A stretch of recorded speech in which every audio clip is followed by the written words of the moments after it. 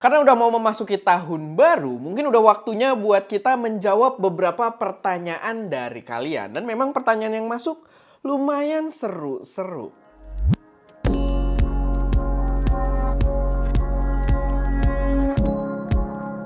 Halo semuanya, selamat datang di channel SM Media dengan gue Erwin. Dan pada video kali ini gue bakal jawabin beberapa pertanyaan kalian yang udah kalian submit lewat komunitas YouTube kita. Jadi kalau kalian pantau community tab di YouTube kita, itu gue sempat posting buat bikin Q&A gitu ya dengan kalian. Sebenarnya udah lumayan lama, tapi gue baru bikin videonya sekarang. Dan udah ada beberapa pertanyaan yang kita pilih di sini yang bakal gue jawabin.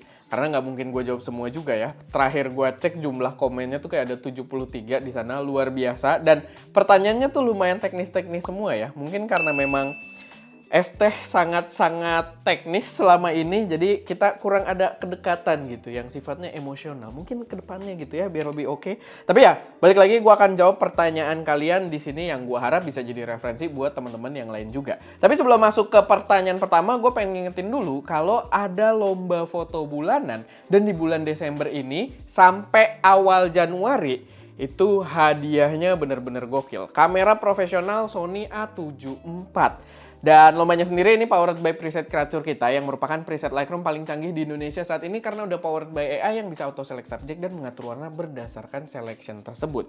Buat kalian yang udah punya presetnya, yang udah ikutan di lomba-lomba sebelumnya di bulan-bulan lalu, kalian boleh ikutan lagi gratis tanpa dipungut biaya apapun. Tapi buat kalian yang belum punya, kalian bisa pakai kode voucher lomba foto buat dapat diskon Rp300.000. So ya, langsung aja cek video announcement kita kalau pengen tahu gimana cara ikutannya. Karena waktunya masih ada gitu ya, sampai tanggal 5 Januari baru ditutup untuk submissionnya. Oke, langsung aja masuk ke pertanyaan kalian. Pertama ini ada dari Anugrah_Amriza. Dia bertanya, kalau dibandingin bersebelahan antara A7C Mark II dan ZV-E1, mana yang tim SM Media lebih rekomendasikan untuk kamera vlogging yang bukan seperti DJI Pocket 3 ya. Pocket juga harganya jauh banget dibanding dua itu tadi. Dan berapa milimeter lensa yang direkomendasikan untuk vlogging dan street photography. Oke, menarik pertanyaannya. Nih biasanya kalau gini-gini gue akan dikomplain karena gue akan banyak mengatakan kata-kata menarik gitu ya. Karena emang yang dipilih yang menarik gitu kan. Cuman untuk antara kedua kamera ini, A7C Mark II atau ZV-E1, sebenarnya balik lagi ke preferensi masing-masing ya. Di sini kan penggunanya untuk vlogging dan street photography kalau dari pertanyaan lensanya ya. Kalau memang intensity keduanya itu setengah-setengah, menurut gua mungkin A7C Mark II itu lebih tepat gitu ya untuk keduanya. Karena ZV-E1 itu condongnya lebih ke videografi menurut gua, apalagi dia udah bawa 4K 120p juga gitu ya. Kalau tim ST Media suruh pilih, tim ST Media akan memilih ZV-E1 gitu. Itu salah satu kamera yang memang dalam pantauan gue juga, maksudnya gue pengen gitu ya, dan belum berkesempatan buat nyobain. Dan ya mungkin nanti kita kalau ada rezeki boleh sekalian review, sekalian kita nambah gear juga di ZV-E1. Cuman untuk pertanyaannya spesifik di sini penggunaan vlogging dan street photography, gua rasa A7C Mark II akan lebih oke gitu ya dari segi kontrolnya, dari segi feature-nya. Dan setahu gue ZV-E1 itu udah nggak ada mechanical shutter juga. Sorry, A7C, gue agak lupa di sini. A7C Mark II juga seinget gue nggak ada fully mechanical shutter ya, tapi dia paling nggak masih punya first curtain shutter. Dan ya mungkin itu masih lebih oke gitu loh untuk penggunaan fotografi. Maksudnya masih ada mechanical shutter walaupun cuma separohnya doang gitu. Dia adanya electronic first curtain gitu. Jadi yang gerakan pertamanya elektronik tapi dia diikuti dengan mechanical shutter. Tapi ya itu menurut gue lebih oke di A7C Mark II kalau memang intensity-nya sama. Dan untuk lensanya, untuk starting gitu ya, lensa pertama menurut gua yang oke untuk penggunaan vlogging dan juga street photography itu Viltrox 27mm f1.2.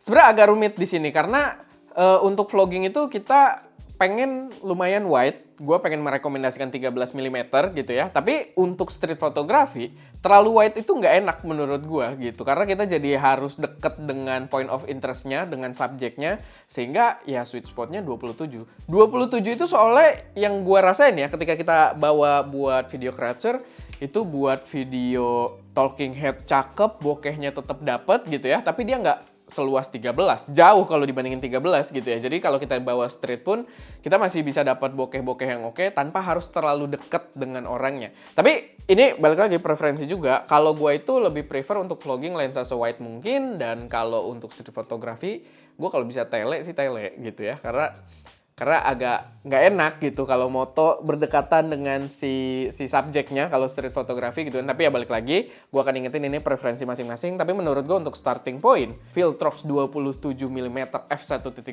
itu sweet spot banget. Dengan harga yang ditawarkan juga menurut gue itu value yang sweet spot, yang cakep buat dipertimbangkan.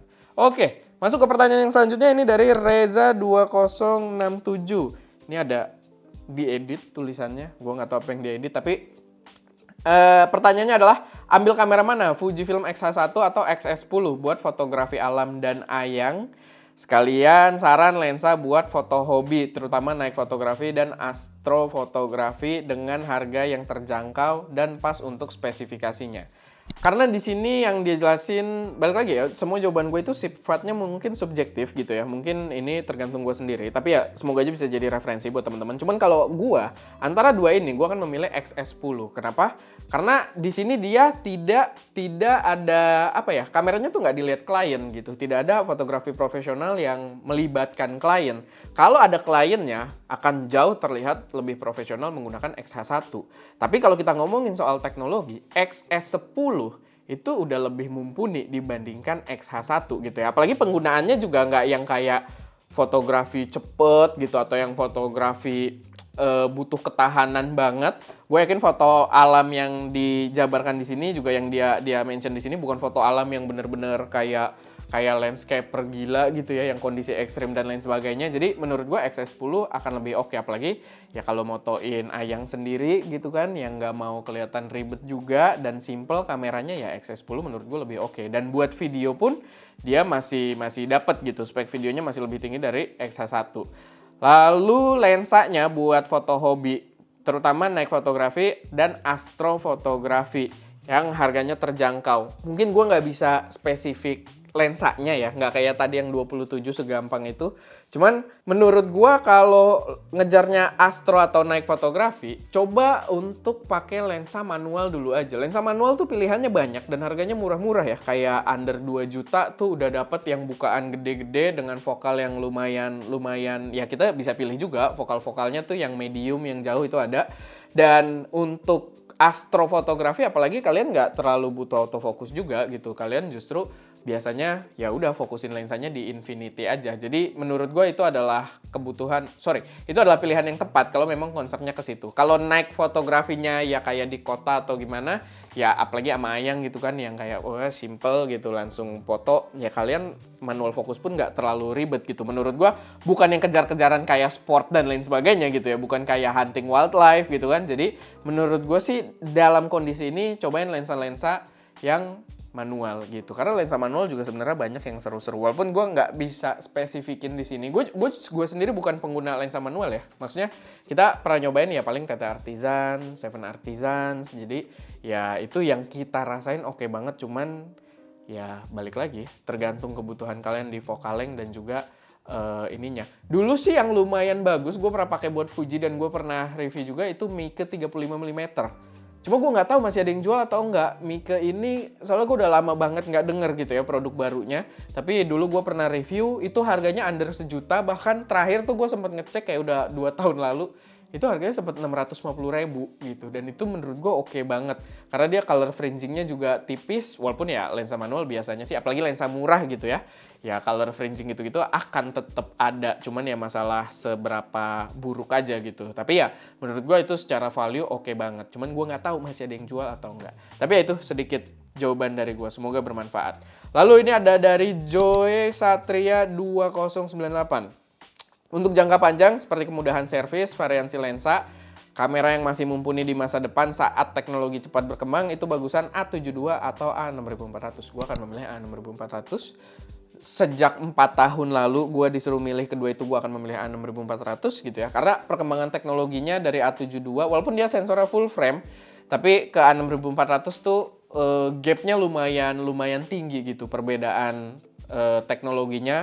Dan dari segi experience ketika kita pakai, itu A72 terasa sangat-sangat lelet compare to A6400. A6400 dipakai hari ini pun menurut gue masih sangat mumpuni dan mungkin 1 tahun 2 tahun ke depan itu masih sangat oke gitu. Dan gue yakin secara spare part dua-duanya gitu ya, untuk servis, kemudahan servis tadi kan yang dia bilang variasi lensa dan lain sebagainya, dua-duanya ya kurang lebih mirip sebenarnya gitu. Dua-duanya E-mount, dua-duanya masih beredar kuat di pasaran spare partnya, jadi ya harusnya nggak ada masalah. Tapi untuk penggunaan gue akan lebih condong ke A6400 dan pilihan lensanya juga karena di APS-C biasanya opsinya lebih murah gitu. Next, ini ada dari @ph1498. Kenapa pada pakai angka gitu ya? Apa itu defaultnya YouTube sih? Oh, defaultnya YouTube ya, pakai angka ya. Oke.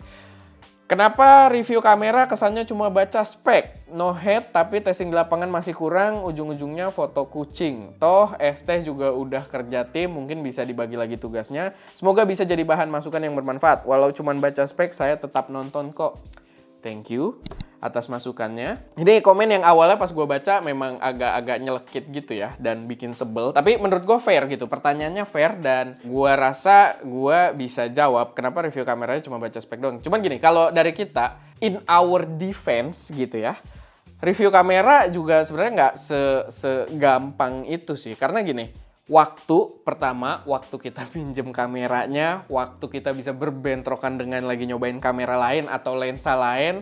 Lalu walaupun tim kita itu kecil gitu ya, dan kita banyak coba dari brand-brand berbeda juga gitu, kadang butuh adaptasi lagi. Jadi sebenarnya masalah utama itu memang waktu sebenarnya. Dari pihak brand pun, kalaupun mereka minjemin, sekarang banyak yang nggak minjemin gitu ya. Kalaupun mereka minjemin itu biasanya waktu kita cukup terbatas. Kalau udah dikasih pinjem seminggu aja itu udah surga banget gitu buat kita. Tapi balik lagi, kita nggak bisa seminggu itu fokus di satu barang tersebut. Karena kita banyak barang masuk lagi gitu. Banyak barang masuk yang lain buat kita cobain. Dan masalah waktu tersebut yang memang cukup sulit. Kalau ngomongin bagi tugas kerja tim, itu yang kita lakukan gitu ya. Makanya kalian mungkin beberapa kali nonton video ketika kita tes mic atau tes lensa gitu ya di luar, itu nggak ada guanya gitu. Yang nongol itu Seka, si Wowo gitu ya. Itu udah bagi tim. Gua untuk riset dan scripting gitu lebih lanjut, dan ya nge-host sekarang. Ya kita bagi tim, kita kerja dengan berusaha seefisien mungkin, tapi memang soal waktu itu susah banget, nggak bisa bohong gitu. Dan gini, untuk defense juga ini, kesannya cuma baca spek. Kalau cuma baca spek, gue yakin gue nggak akan di blacklist beberapa brand kamera gitu ya. Dan karena kalau cuma baca spek ya kita cuma promosiin doang. Tapi faktanya adalah gue udah nggak dipinjemin kamera sama beberapa brand karena ini juga jadi salah satu masalah kita ketika review gitu ya. Kita juga mempertimbangkan perasaan brand itu sangat-sangat wajar gitu ya. Karena ketika kita coba kurang bagus, kita akan feedback dulu ke mereka. Kadang feedback tersebut tuh prosesnya panjang gitu. Kayak dari brandnya, oh coba mungkin salah di ini kali, kita coba dulu deh gitu. Nah nanti jadi lama gitu. Dan ya itu masalahnya waktu, intinya waktu sebenarnya. Cuman ya cuma defensing sedikit aja soal baca spek, ya berarti lu mungkin belum nonton video ST 3-4 tahun lalu gitu ya. Itu jelas baca spek gitu ya. Dan kalau sekarang kita udah ya jauh lah, walaupun tetap balik lagi karena waktunya sedikit, kita juga mengacu pada spesifikasi, mengacu pada brosur, tapi pada beberapa poin penting itu kita udah punya list yang buat kita tes gitu. Jadi ya emang mungkin terkesan kayak beda produk, tapi yang dibahas kayak itu lagi. Kayak kan ada komplain juga, oh terlalu ke videografi, fotografinya kurang gini-gini. Ya karena kita udah terbiasa dengan workflow tersebut gitu ya. Memang itu kita akan improve lagi ke depannya. Mungkin kalau timnya bisa lebih gede lagi, bisa lebih ngebantu, kita pasti akan perbaiki. Kita berusaha untuk improve terus. Tapi ya itu buat sekarang alasan dari kita itu adalah soal timing dan ya soal kita overwhelmed lah gitu dengan produk-produk yang datang. Kayak sekarang yang komen tuh banyak kita minta Sirui ya, Siruinya udah ada di sini gitu. Tapi kita ada beberapa problem juga karena bertepatan liburan Natal dan Tahun Baru gitu ya. Dan kita juga ada beberapa technical issue yang perlu kita luruskan gitu dengan brandnya. Dan kita juga balik lagi, timnya sendiri lagi menentukan waktu yang tepat gitu. Karena nggak segampang itu. Ini pun kita datang untuk 2 mounting ya, Fujifilm dan juga Sony. Dan kita pakai di 2 kamera. Dan maksudnya lumayan banyak gitu workflow. Gue nggak perlu menjelaskan lebih detail, tapi lumayan banyak. Tapi ya itu, kita terus berusaha buat lebih baik lagi. Semoga aja di tahun 2024 bisa lebih oke lagi workflow-nya. Mungkin timnya bisa lebih banyak. Dan kita juga semangat untuk memprovide konten-konten review yang lebih relevan di masa mendatang gitu. Tapi ya kalian juga harus paham kalau bikin review alat-alat produksi ini nggak segampang itu gitu. Dan nggak secepat itu. Dan coba aja cari reviewer lain yang pembahasannya sebanyak kita gitu di Indonesia. Karena susah banget, emang susah banget. Dari industrinya juga kadang represif ketika kita review yang jujur gitu ya. Makanya banyak, nggak sedikit teman-teman gue yang dulu gue ini bareng gitu ya. Pernah collab juga, pernah jalan bareng. Reviewer kamera juga nggak sedikit yang kandas gitu ya. Karena sesulit itu gitu. Tapi ya itu, thank you buat masukannya dan itu jawaban dari gue. Semoga aja di tahun 2024 bisa lebih oke.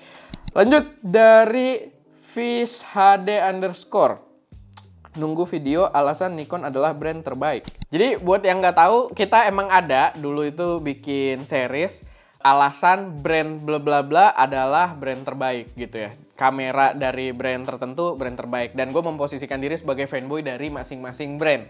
Cuman waktu gue lagi niat-niatnya bikin, emang gue nggak banyak pakai Nikon gitu, sehingga nggak ada video alasan Nikon adalah brand terbaik waktu itu. Dan sekarang banyak yang nungguin, banyak yang minta, karena ngelihat gue udah banyak pakai Nikon juga. Kemarin gue nyobain Z8 gitu ya, gue juga nyobain ZF, dan ya pokoknya gue ada beberapa kali berding pakai kamera Nikon juga. Cuman ya kayaknya seriesnya udah nggak ada gitu. Mungkin kalau di 2024 kalian mau kita bikin lagi, boleh gitu. Silahkan komen di bawah. Karena emang Nikon doang kayaknya yang belum ada. Sebenarnya banyak sih kayak Olympus gitu-gitu kan gue juga belum pernah nyoba. Tapi ya kayak Lumix, Sony, Fuji, Canon ya mereka udah ada. Kalau kalian pengen ngecek ada videonya waktu itu. Lanjut lagi ini dari Raditya Abian 9314. Untuk pemula yang ingin beralih ke ranah yang lebih profesional tapi punya modal yang tidak terlalu tinggi, mending beli Sony A6400 atau A72. Tadi ada pertanyaan yang mirip-mirip ya. Kalau dari brand lain ada saran apa bang? Dari budget di bawah 30 jutaan. 30 juta itu tidak sedikit loh. Maksudnya kenapa pilihannya dua kamera yang disebutkan tadi gitu ya. Kalau antara dua itu, tadi gue udah jawab di pertanyaan yang lain, gue pilih A6400. Tapi kalau di luar dari dua itu, di brand Sony pun itu ada pilihan yang lebih baik, kayak A6700 menurut gue. A6700 itu berapa sih Indonesianya, kayaknya di sekitar 22 juta. Dan itu oke, dan masih bisa dapat lensa juga, kayak kalau kalian beli lensanya Viltrox gitu ya.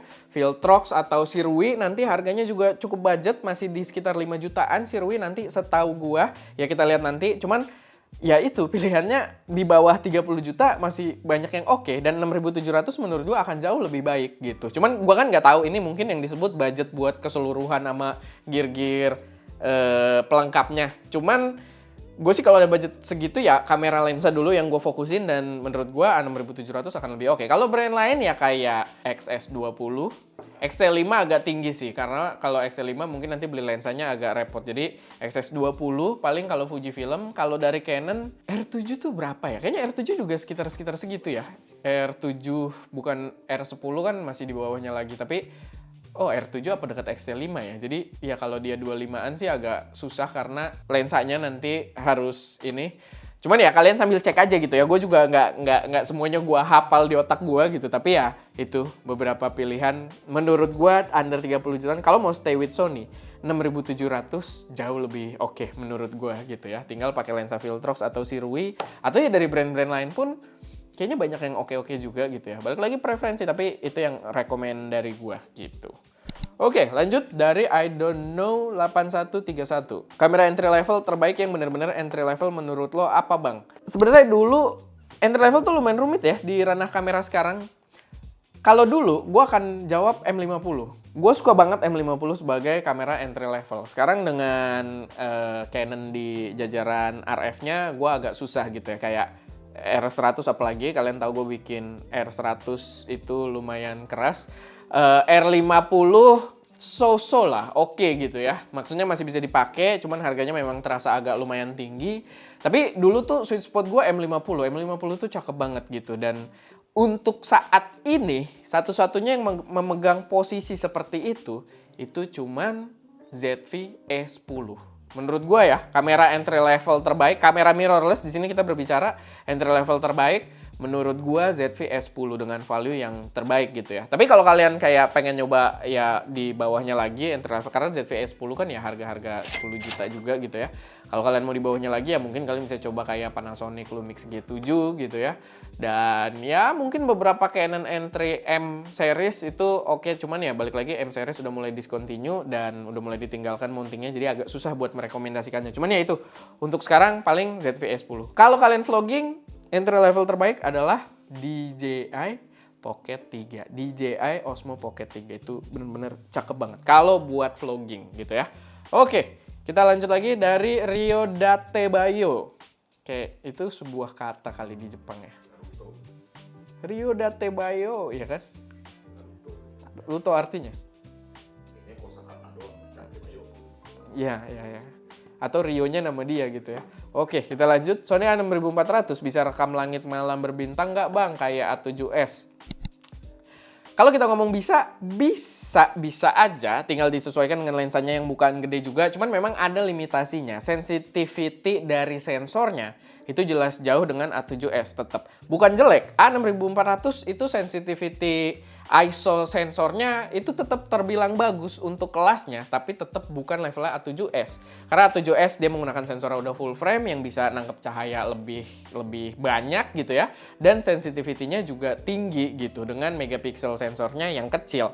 Jadi ya kalau dibilang kayak A7S nggak bakal selevel A7S. Cuman kalau pengen ngerekam langit malam berbintang ya bisa-bisa aja gitu, tinggal sesuaikan lensanya. Cuman emang nggak akan sebagus A7S gitu ya, nggak akan. Kalau kita berbicara kekuatan sensor nggak akan sebagus A7S lah, intinya gitu. Jadi ya bisa, cuman ya tetap mungkin nanti akan lebih noise karena ISO-nya harus lebih tinggi, atau ya harus menggunakan lensa dengan ukuran yang lebih gede. Kayak gitu. Lalu ini dari Samuel Ryota. Variable ND filter yang bagus dan harga terjangkau, tidak color cast, vignette, dan tanda X untuk video outdoor. Apa ya? Sebenarnya mintanya banyak untuk filter murah gitu ya, variable ND filter yang bagus, harga terjangkau. Gini, pengalaman gue dengan variable ND itu nggak terlalu banyak. Gue cuma pernah nyoba untuk yang terjangkau, apalagi ya. Yang terjangkau gue cuma nyoba 2, KNF dan juga Vodga. Dari pengalaman tersebut, di versi terjangkau gue akan jauh lebih memilih KNF gitu ya. Karena gini, kita juga punya lensa banyak di sini, produksi kita juga nggak terlalu gede, budget kita juga bukan budget kelas filter mahal gitu ya. Kita pakainya KNF. Sekarang pun kita pakai KNF gitu. Kita sebelumnya pakai Vodga, itu color cast-nya berasa banget. Kadang nggak konsisten gitu loh, kayak kita di beberapa milimeter yang berbeda threads-nya. Nggak tahu apa ngaruh dari kameranya juga atau gimana, atau lensanya ya. Tapi kita ngerasain ada sedikit color cast yang berbeda-beda gitu ya. Cuman untuk sekarang kita pakai KNF, so far sih nggak ada masalah. Emang kalau kita ND-nya pakai yang dalam banget, nggak terhindarkan pasti nge-X dia gitu ya. Pasti bakal kelihatan. Dan ada limit tertentu sebelum dia vignette. Tapi dari segi color cast, aman sih. Kayaknya cuma agak hijau dikit ya, kayaknya ya. Apa enggak? Agak biru malah, agak cool. Vodga yang hijau dan lumayan berasa tapi ya. Oke, KNF agak lebih ke cool. Itu malah aman. Kalau misalkan cool, dia berarti ya bentuknya temperatur doang. Kita buat shifting baliknya nggak terlalu susah. Tapi kalau hijau atau magenta, itu yang biasanya lumayan repot gitu. Tapi ya kita sih pakai KNF, kita creature juga pakai KNF buat itunya. Karena kita kan banyak syuting yang siang juga gitu ya, dan kita pengen dapat bokehnya juga, kita biasanya pakai KNF gitu buat lagi syuting siang-siang. Walaupun tetap ada limitasinya, tapi untuk harga budget sih so far ya KNF paling oke yang kita coba. Kalau ada brand filter lain yang pengen nih punya gua lebih oke dengan harga lebih murah, boleh dikirim gitu ya, nanti kita cobain dan mungkin kita review juga. Karena balik lagi, gear-gear yang bagus tuh kita benar-benar pakai gitu. Kita benar-benar butuh, kita benar-benar produksi juga. Jadi ya, kalau ada pilihan-pilihan seperti itu ya bagus buat kita juga gitu. Oke, lanjut dari F3 Febrian. Ini kalau berding lebih doyan pakai Canon, Nikon, Sony, atau Fuji.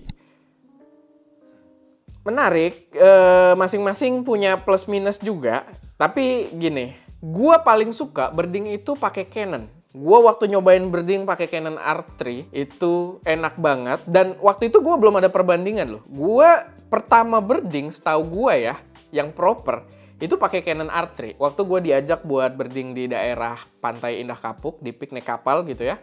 Dan itu bener-bener nyaman banget birding pakai si Canon ini, pakai Canon R3 apalagi gitu ya, udah stack sensor, ngebut. Tapi kekurangannya adalah si Canon R3 itu megapikselnya kecil, 20-an megapiksel, 24 atau berapa gitu ya. Tapi sekitar di 20 megapiksel, dan kita harus pakai lensa yang bener-bener lumayan jauh, dan lensa mereka emang nggak murah gitu ya, apalagi yang tele banget dan jauh. Tele banget dan maksudnya yang lensa-lensa high-end-nya lah gitu ya, yang bukannya gede lalu tele banget, itu nggak murah.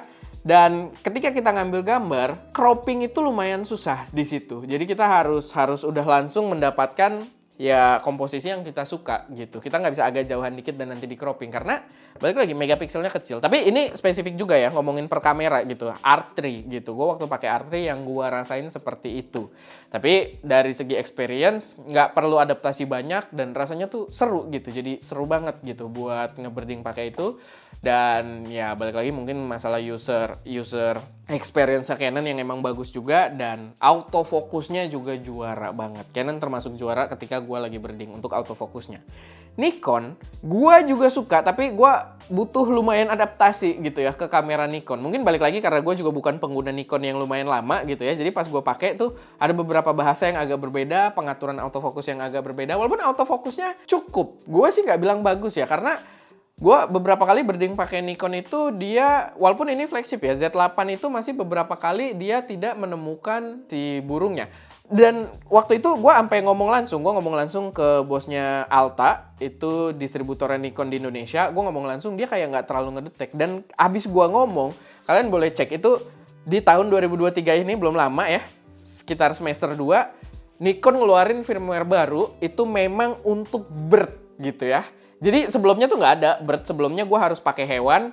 Dan waktu gue yang birding di Banten, kalau kalian nonton video creator yang gue birding di Banten, itu sering kali gue, autofocusnya nggak nemu, gue switch ke manual, gue main manual gitu. Bayangin birding main manual. Untungan emang beberapa burung diem gitu ya. Tapi waktu itu seru sih, waktu yang kita hunting di Banten tuh burung pindah-pindah, gue harus ngejar pakai manual karena autofocusnya nggak nemu.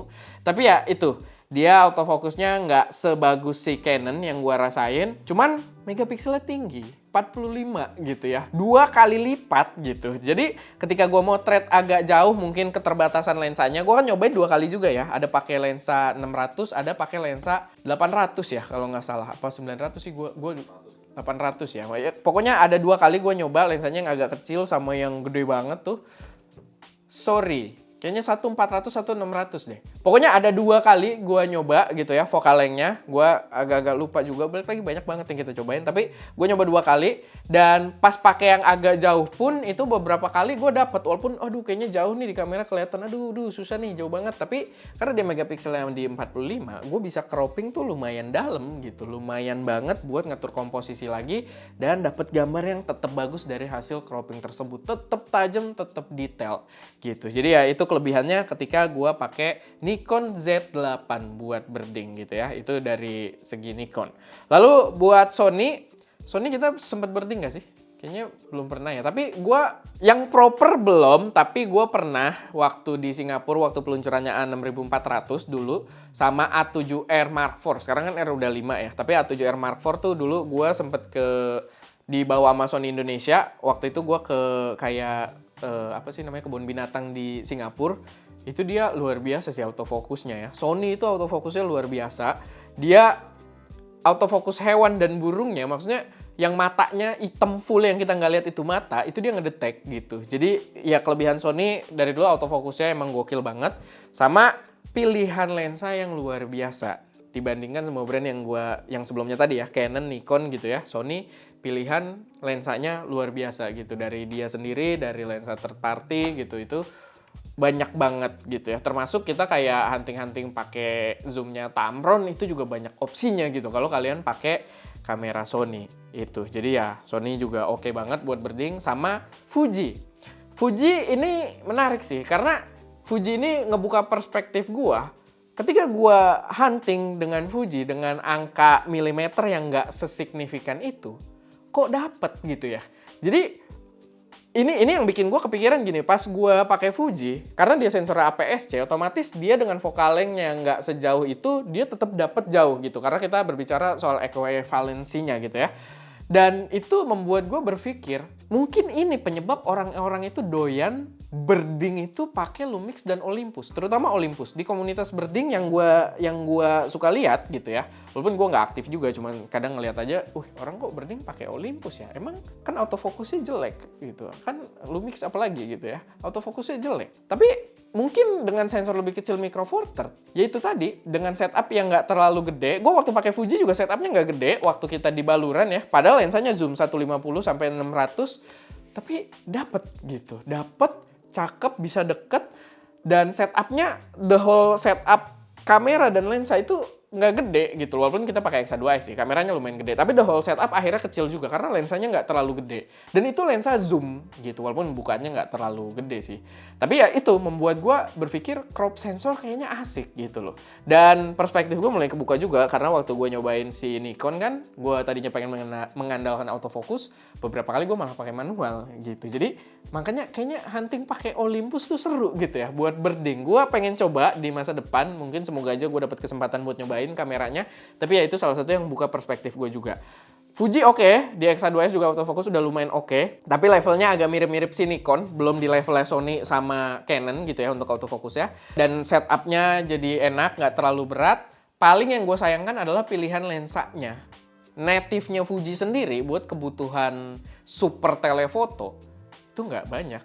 Kayaknya lensanya tuh pilihannya bener-bener nggak banyak gitu buat birding. Dan gue berharap ya Fuji mungkin bisa develop lebih, atau brand lain kayak dari Viltrox, kayak dari Sirui, gue yakin concernnya nggak ke situ. Mungkin Sigma, Tamron gitu ya. Tamron ada, Fuji ada opsi Tamron, kayak dulu kita nyoba 18300 gitu ya. Cuman maksud gue butuh yang kayak high quality, budget friendly, fixed telefoto gitu loh. Yang kayak itu gue rasa opsi-opsi yang dibutuhkan untuk pengguna Fuji film buat birding gitu. Tapi ya itu yang gue rasain. Masing-masing berbeda dan ada plus minusnya masing-masing. Oke, kita lanjut nih dari Anwar Zix 8826. Mau tanya nih Bang Erwin, saya pengguna Fujifilm X10 tapi pengen pindah brand ke Canon EOS RP. Kira-kira worth it nggak ya? Kegunaan lebih ke foto aja sih, jarang video. Sama saran untuk jangka panjang lebih enak mana ya? Makasih. Gue sih EOS RP oke lah. Tapi balik lagi ya, ini berdasarkan dia mengklaim kalau dia pakai buat foto. Karena kalau buat video jauh banget, X10 sama RP gitu ya. Tapi buat foto, lu jadi bisa memanfaatkan sensor full frame-nya, dan fotonya juga not bad lah. RP oke gitu, buat foto oke. Coba paling nanti agak berat pilihan lensanya, karena dia udah RF. Tapi ya buat penggunaan jangka panjang justru lebih bijak juga ngambil RF, karena ya kedepannya develop Canon lebih ke RF gitu. Worth it atau enggak ya balik lagi sih inian masing-masing, tapi dari klaim dia cuma penggunaan lebih ke foto, gua rasa sih worth it aja gitu. Karena kualitas fotonya juga RP tetap bagus, dapat full frame. RP itu kadang orang suka ngaduin sama A72, dan gua jauh lebih condong ke EOS RP dibandingkan A72 gitu ya. Karena A72 itu adalah teknologi yang udah usang, yang somehow masih laku dan masih dibuat barunya gitu ya, buat mengumpulkan pelanggan sebanyak mungkin di Sony. Tapi menurut gua itu teknologi yang udah terlalu tua. Gua jauh lebih setuju EOS RP gitu, untuk apalagi penggunaan jangka panjang gitu, karena dia lebih modern, chipnya juga lebih baru, dan ya rasa penggunaannya pun jauh lebih nyaman gitu buat dipakai. Jadi ya oke lah, worth it aja harusnya pindah dari XS10 ke EOS RP. Tapi ya balik lagi, sesuai yang tadi diklaim ya, buat foto gitu. Kalau buat video itu pilihan yang kurang bagus. Oke, kita lanjut. Ini ada dari Randewedi. Lebih rekomen mana nih Bang? A6400, ZV-E10, R50 untuk kebutuhan wedding foto video. Ini ada yang jawab juga dari Ahsya Yahya. A6400 dia jawabnya, dan gue setuju. Gue lebih milih A6400 buat wedding. ZV-E10 kan speknya mirip-mirip Bang. Iya, tapi kayaknya kalau buat kerja di depan klien, A6400 menurut gue lebih proper gitu. ZV-E10 tuh rasanya kayak mainan banget, tapi mampu menghasilkan karya yang bagus. Cuman physically kayak mainan banget. Di operate-nya dan dilihatnya itu kayak mainan banget gitu. Begitu juga R50, tapi R50 mungkin kayak setengah-setengah gitu ya. Dia bodinya lebih kelihatan niat dibandingkan ZV E10, tapi dari segi spek gue jauh lebih prefer ZV E10 sama A6400. Jadi dalam situasi pemilihan 3 kamera ini gue lebih condong ke A6400 kalau memang dipakainya untuk kerjaan wedding, foto dan video. Dari Deep Fried Banane, ngasih kamera buat hadiah lomba malah bikin rugi nggak sih? Kedepannya mau nerima sponsor dari brand kamera atau gear kamera nggak buat hadiah lomba kreatur? Wah, ini adalah pertanyaan yang sangat bagus. Jadi gue gak bisa curhat-curhat dikit. Jadi kalau ngomong rugi atau enggak, emang rugi, cuman memang tidak terlalu berasa. Maksudnya tidak terlalu berasa, emang beberapa kali hadiah yang kita kasih itu kan kamera yang memang udah standby di sini gitu. Kita tidak beli brand new gitu ya. Tapi ya semuanya masih bekerja dengan baik dan gue masih pantau juga sampai kameranya ada di tangan si pemenang gitu. Cuman pendapatan hasil presetnya kalau kita hitung berdasarkan value kameranya yang kita giveaway itu nggak nutup. Kalau misalkan kita beli kameranya sendiri gitu buat dimenangin, bukan di giveaway, buat dikasih ke pemenang. Itu rugi. Kalau ngomong rugi. Tapi gini, concernnya adalah ini salah satu teknik marketing juga gitu ya untuk memperluas kalau preset kita tuh eksis gitu ya, biar orang ngomongin preset kita. Dan ini juga salah satu tujuan utamanya, salah satu backstory-nya adalah gue pengen kegiatan fotografi di Indonesia tuh lebih kedorong lagi gitu. Dan ini salah satu caranya. Karena gini, oke lah, rugi dari segi hadiah dibandingkan pemasukan si presetnya. Tapi kan di luar itu dengan kegiatan fotografi, videografi di Indonesia lebih naik lagi. Walaupun kita belum ada lomba video ya, tapi kita nanti masih consider juga. Tapi dengan kegiatan fotografi lebih naik lagi, otomatis kan channel kita juga lebih banyak calon penontonnya gitu. Lebih banyak dari segi industri. Oke, orang yang tertarik ke fotografi juga jadi lebih banyak kalau misalkan kegiatannya lebih didorong gitu kan. Dan ya orang akan nge-search channel kita juga lebih banyak. Jadi lingkaran gitulah sistemnya. Tapi ya itu di pemikiran gue aja gitu. Yang cara gue untuk menyenangkan diri kalau memang presetnya masih rugi buat sekarang gitu ya. Tapi ya kita nggak tahu ke depannya. Dan ke depannya mau dapat sponsor dari brand kamera atau gear kamera nggak buat hadiah lomba? Sangat mau gitu ya. Kalau ada brand kamera, brand aksesoris yang pengen memprovide buat hadiah lomba gitu ya, ikut ngeramein, kita sangat open gitu ya. Karena selama ini masih rugi bandar sendiri gitu ya. Kita ya kemarin kan kita ada ngasih tas juga KNF, itu tasnya juga gue beli. Terus akhirnya udah cekak, kemarin kita kasih GoPay rata untuk pemenang yang runner up gitu ya, bukan pemenang utama. Tapi ya itu, gue mungkin jangan kepanjangan curhatnya, tapi ya itu jadi ada sedikit kesempatan kalau ya itu kondisinya gitu. Dan buat kalian yang belum ikutan lombanya, belum punya presetnya, boleh buat cek video announcement kita, sekalian beli presetnya pakai kode voucher lomba foto biar dapat diskon Rp300.000. Dan lumayan membantu juga, mumpung ada pertanyaan seperti ini gitu ya. Tapi ya itu sedikit kondisi soal preset kita. Lanjut lagi, ini dari Muhammad Idris WIW. Aneh juga nih ininya, angkanya apa default dari YouTube begitu ya. Tapi Bang, mending beli kamera dulu atau modal buat menikah? Soalnya gua udah nggak kuat pengen nyoblos. Dari nama akun sama ininya ada yang salah nih sama pertanyaannya. Kalau gue ya jelas beli kamera dulu gitu ya. Karena nikah itu bukan cuma soal nyoblos bro gitu.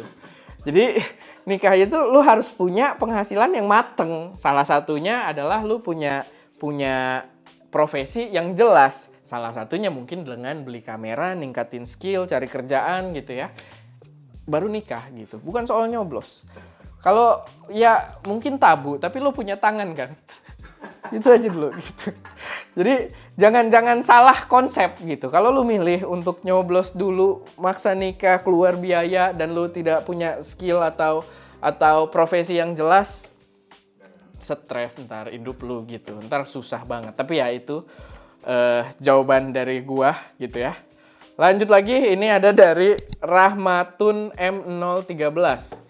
Pilih Sony A6700, A7C atau A7C Mark III. Gue pilih A6700. Teknologinya jauh, A7C dan A73 itu sebenarnya secara mesin mirip. UI masih lama dua-duanya.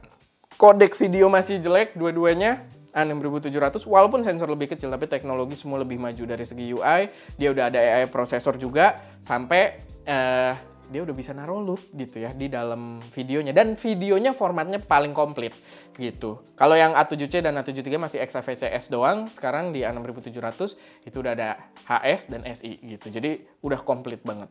Gue lebih pilih A6700. Lalu kok banyak banget ya pertanyaannya? Ini berapa menit nih videonya? Tapi kita agak cepet aja.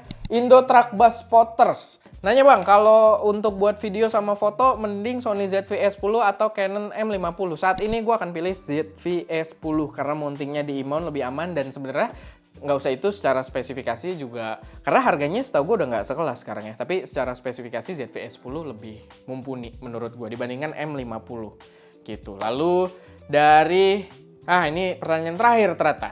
Dari @miakips. Apa aja keluhannya pakai Fujifilm dan Sony? Kenapa ini anti klimaks banget ya yang endingnya? Tapi keluhan gue pakai Fujifilm dan Sony itu udah gue jelaskan. Gue bikin video dedicated kemarin tentang apa hal yang gue benci dari setiap brand kamera. Termasuk di dalamnya ada Fujifilm dan Sony. Kalian boleh nonton video tersebut buat tahu apa keluhan dari masing-masing brand kamera. Nggak cuma Sony dan Fujifilm. Gue bahas Canon juga, Nikon juga gitu ya. Jadi ya silahkan disimak video tersebut gitu setelah nonton video ini. Tapi ya paling itu aja beberapa pertanyaan yang bisa gue jawab kali ini. Semoga bermanfaat, semoga bisa ngisi waktu kalian dan bisa jadi referensi juga buat teman-teman semua. Kalau ada koreksi, saran, atau pertanyaan, atau kalian punya pendapat kalian sendiri, silahkan taruh aja semuanya di kolom komentar. Oke, itu aja. Ya, seperti biasa lah, gue Erwin, di belakang kamera ada Ska. Gue udah capek banget ngomong soalnya ya, sorry. Dan jangan lupa untuk berkarya. Dan selamat liburan gitu ya, Natal dan Tahun Baru.